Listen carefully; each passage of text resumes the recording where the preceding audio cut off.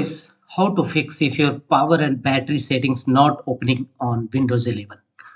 And go to settings, right click on your start button and choose settings. Under system settings, from the right side, choose power and battery, tap on it, and this will continue in loading mode. Power and battery settings page would not open, and in this video we will see how to fix this issue. The first workaround to fix this issue is go to setting and install Windows latest update. If any updates pending, go to settings of your page. From the left pane, choose Windows update and click on check for updates, and if any updates available, download and install it. This is the first workaround and initial workaround. Next one is right click on start button, choose device manager.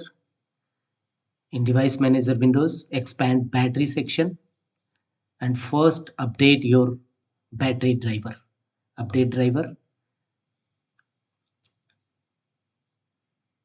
search automatically for drivers and update your drivers for Microsoft AC adapter and Microsoft second battery driver also.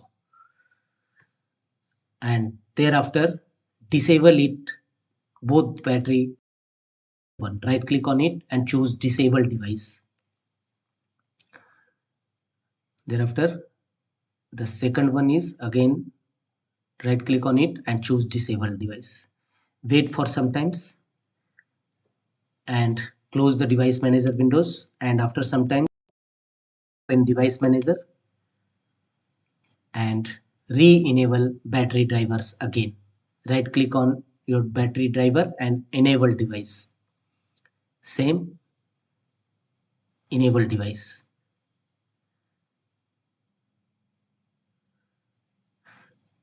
Now check, go to settings, your battery and power setting opening or not.